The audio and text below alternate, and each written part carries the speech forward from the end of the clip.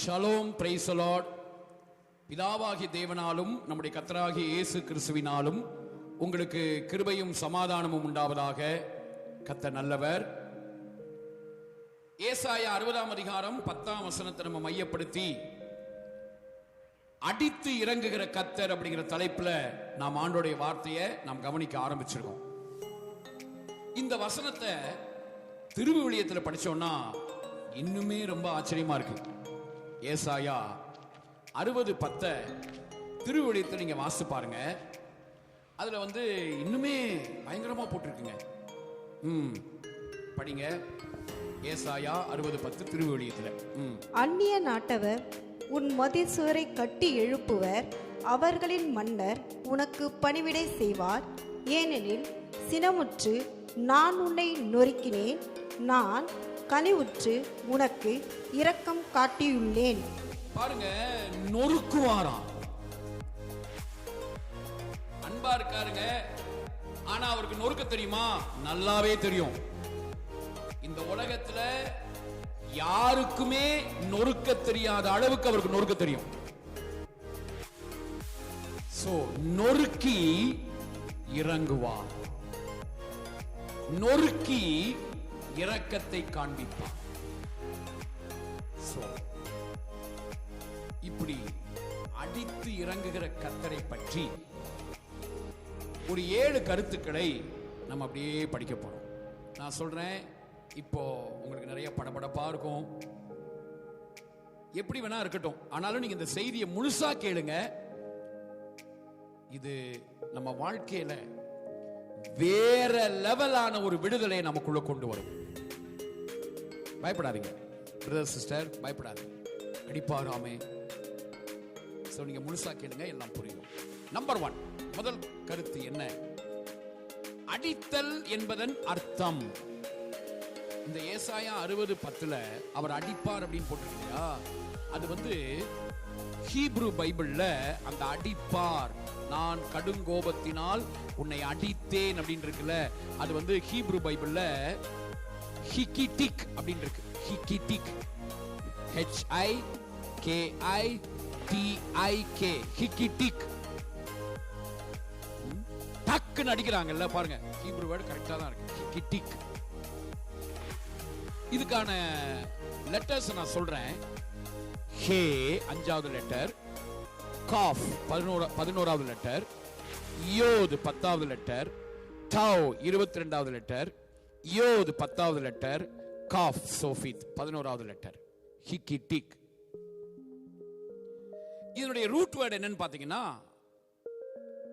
நாக்கா அப்படின்னு போட்டிருக்கு. NAKA, நாக்கா. நுன்னு கஃப் ஹே, நாக்கா. இந்த அடித்தேன் அப்படிங்கிறதுக்கு சில அர்த்தங்கள் இருக்குங்க. ஆண்டவர் அடிப்பார்னா சும்மால ஏதோ அடிச்சுலாம் போக மாட்டாரு, அங்க பயங்கரமான காரியங்கள் அங்க நடக்கும். நம்பர் 1, பீட், அடித்தல் அப்படின்னு இருக்கு. அடித்தல். 2வது,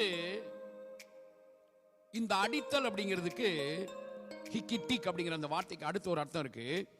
கிவ் wounds, காயங்களை கொடுப்பது. அப்போ ஆண்டவர் சாதாரணமா அடிக்க மாட்டாரு, காயமாகிற மாதிரி அடிப்பாருங்க.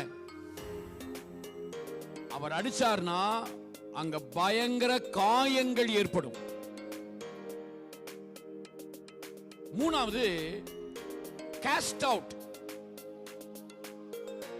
காஸ்ட் ஃபோர்த் அப்படின்னா துரத்துவது. அடிச்சு காயப்படுத்தி துரத்துவாராம். உன்னை நான் அடித்தேன். அடிப்பாருங்க. அடிக்கிறதோட மட்டும் இல்லாம காயப்படுற மாதிரி அடிப்பாருங்க.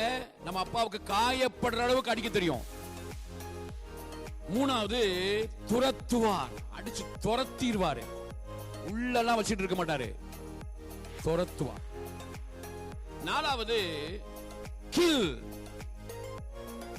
அடிச்சிட்டு காயப்படுத்திட்டு துரத்திட்டு அதோட விடுறது இல்லைங்க, கொன்னே போடுவார். கில், KILL, கொல். கில் அப்படின்னா கொல்றது, கொன்றுவாரு. அன்பா இருக்கிற தேவனுக்கு அடிக்க தெரியும், காயப்படுற அளவுக்கு அடிப்பாரு, அடிச்சு காயப்படுத்தி துரத்திடுவாரு. 4வது கொல்லுவார். 5வது ஒரு மீனிங் இருக்கு, கிளாப், கை தட்டுவாருங்க. கொன்னுட்டு துக்கப்படலாம் மாட்டாரு, சந்தோஷமா கிளாப் பண்ணுவார், கையை தட்டுவார்.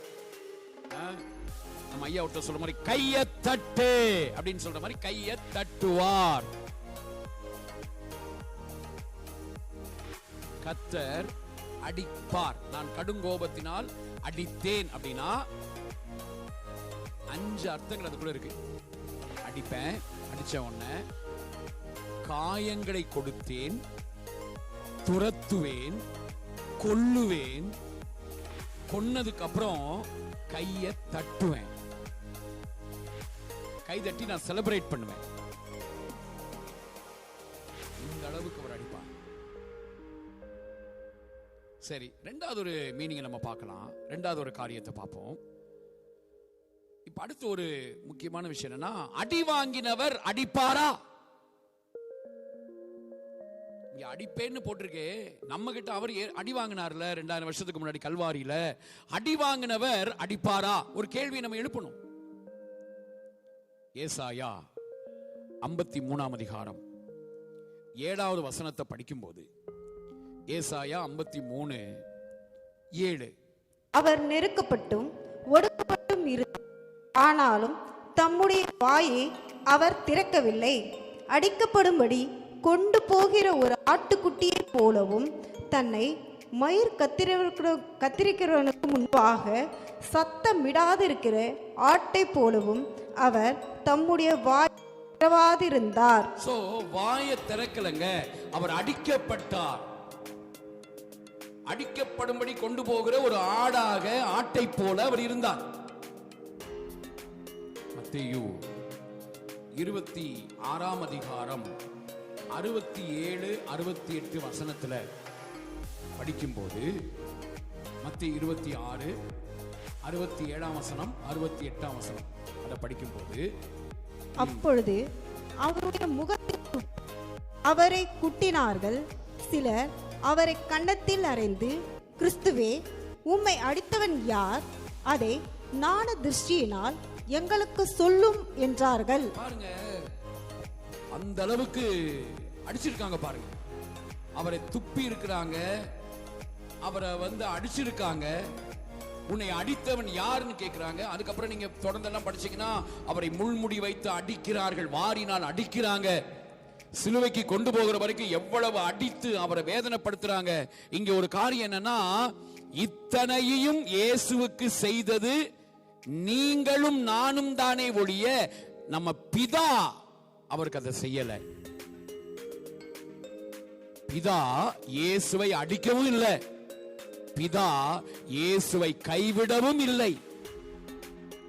முழுக்க முழுக்க அவர் அடிச்சது நீங்களும் நானும் தான். அப்போ நம்ம கிட்ட அடி வாங்கினாரே, நம்மளை அடிப்பாரா? ஹீப்ரு பைபிள் வேத வாக்கியங்களை ஆராய்ஞ்சு பாருங்க. என்னை குறித்து அதான் சாட்சி கொடுக்கும்னு சொன்னவர் நம்முடைய ஆண்டவர் யெஷுவா. அது மட்டும் இல்ல, மோசே, ஆகமங்கள் எல்லாம் தீர்க்கதரிசனத்துல என்ன பத்தி தான் சொல்லி இருக்குன்னு சொன்னாரு. இந்த ஹீப்ரு பைபிள் ரொம்ப அழகா நமக்கு சாட்சி கொடுக்குதுங்க. அடி வாங்கினவர் அடிப்பாரா? என்ன அது? இந்த வேர்ட் சொன்ன ஹீப்ருல ஹிக்கிடிக் அப்படிங்கிற வேர்டு, ஹே காஃப் யோத் டாவ் யோத் காஃப். ஹீப்ரு படிச்சவங்களுக்கு தெரியுங்க, 2 முறை இங்க யோது வந்திருக்கு, 2 முறை இங்க காஃப் வந்திருக்கு. 2 முறை யோது வந்திருக்கிறதுக்கு கைன்னு அர்த்தம், 2 முறை காஃப் வந்திருக்கிறதுக்கு உள்ளங்கைன்னு அர்த்தம். கை 2 முறை வந்திருக்கு. காஃப், உள்ளங்கைங்கிற அந்த அர்த்தத்தை உடைய காஃப், அந்த எழுத்து 2 முறை வந்திருக்கு. அப்படியானா நமக்கு ஒண்ணு புரியுது, கல்வாரி சிலுவையில ஆண்டவராகி இயேசு அடி வாங்கினார். பழைய ஏற்பாட்டை இஸ்ரவேல் ஜனங்கள் லிட்டரலாவே அவங்க அடி வாங்கினாங்க, நிறைய சிறைப்பட்டு போனாங்க, அப்படிலாம் அவங்க நடந்துச்சு.